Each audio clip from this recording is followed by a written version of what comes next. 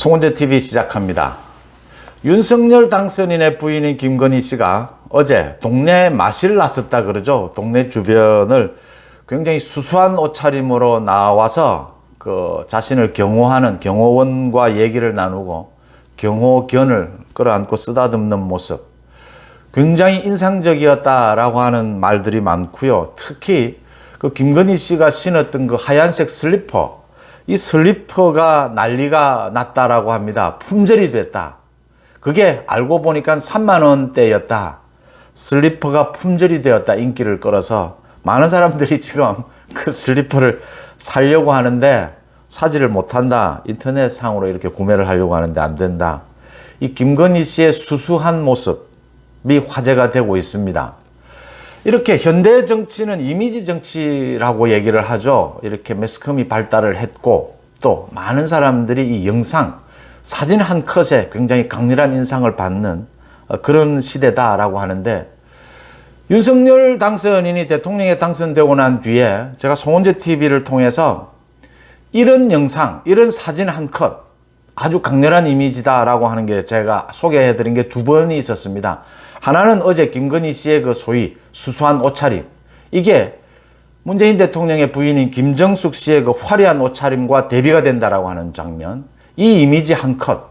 또 하나는 지난달 말에 윤석열 당선인이 인수위 사무실 마당에 설치되어 있는 천막 기자실을 스스럼 없이 방문을 해서 종이컵으로 차를 마시면서 기자들과 얘기를 나누는 모습, 편하게 나누는 모습, 이 두 가지 장면이 굉장히 인상적이었다. 저는 이 두 가지 장면이 윤석열 정부를 결정지을 것이다. 적어도 윤석열 정부 초반의 이미지를 결정지을 것이다 라고 봅니다. 이 정치적 이미지에 대해서 여러분들과 한번 오늘 아침에는 얘기를 나눠볼까 합니다. 민주당에서 그러니까 신현영 대변인이죠. 이 김건희 씨의 이 수수한 옷차림에 대해서 이게 화제가 되니까 브리핑, 논평을 내놓았는데 활동 임박했다라고 하면서 보도가 이어지고 있다. 수수한 옷차림을 보도를 했는데 국민 여론을 떠버리는 언론 플레이가 아니냐라고 꼬집으면서 김건희 씨가 여러 가지 위조 부분이라든지 주가 조작 부분, 이런 의혹부터 규명해야 된다라고 얘기를 했습니다. 민주당으로서는 당연히 지적할 수 있는 부분이고, 민주당으로서는 배가 매우 아플 겁니다. 그래서 이런 논평을 내게 되는데, 그러니까 그 사진 한 장면, 김건희 씨가 흰색 슬리퍼를 끌고 굉장히 수수한, 누구나 동네 주변에서는 그렇게 다니지 않습니까? 그러한 모습으로 동네 외출을 나온 장면과 김정숙 씨의 화려한 옷과 이게 대비되는 이 한 장면으로 많은 것이 얘기가 된다라고 하는 겁니다. 또 하나는 김건희 씨의 흰색 슬리퍼가 이렇게 품절이 되고 많은 사람들의 인기를 끈다라고 하는데, 김건희 씨는 그러니까 지난번 대통령 선거 투표일에도 투표를 하러 나왔을 때 빨간색 스카프를 메고 나왔지 않습니까? 그게 또 인기를 끌었다라고 해서 화제가 됐었습니다.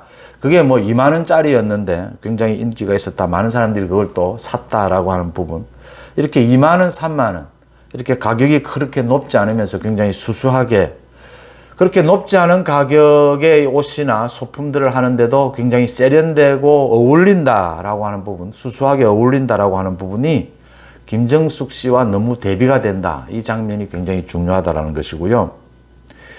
지금 계속해서 어제도 제가 말씀을 드렸지만 대통령실을 용산으로 이전하는 부분에 대해서 지금 청와대가 예비비를 이렇게 책정은 하는데 전액은 안 된다 이렇게 계속 딴지를 걸고 있는데, 아마 내일은 예비비를 책정을 할 것 같습니다. 국무회의를 통과할 것 같은데, 이 부분입니다. 대통령실을 용산으로 이전하는 것, 이게 어떤 이미지를 가져올 것이냐.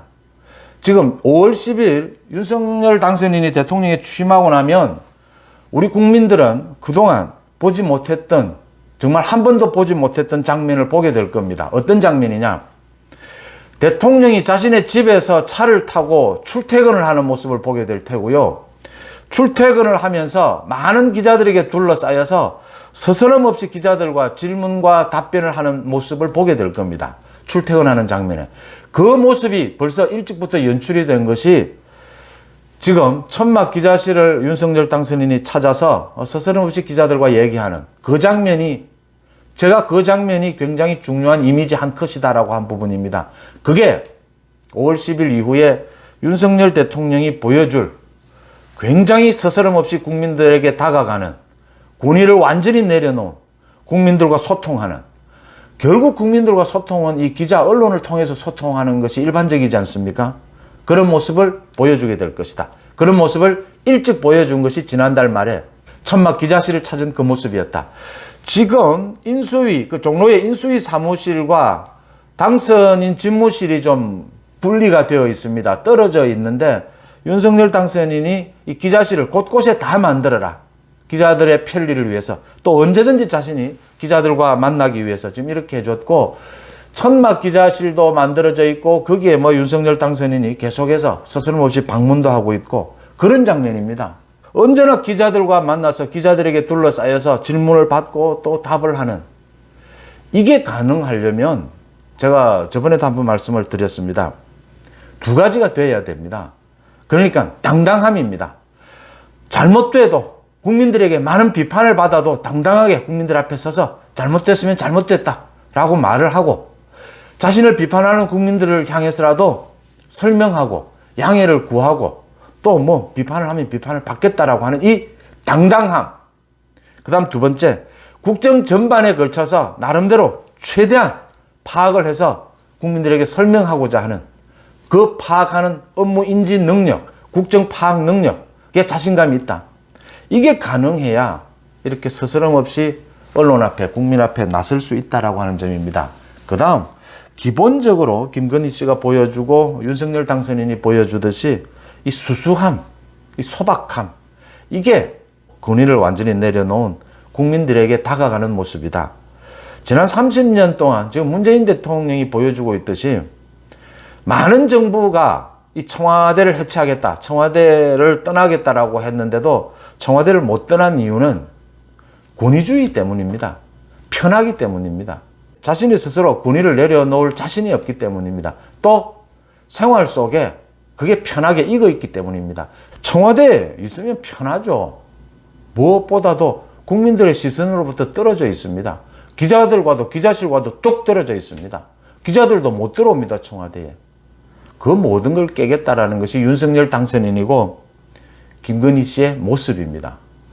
이 부분에 발목을 잡는 문재인 정부는 굉장히 역풍을 맞게 될 것이다. 저는 그렇게 판단합니다. 여러분들은 어떻게 보십니까? 송원재 TV 마칩니다. 고맙습니다.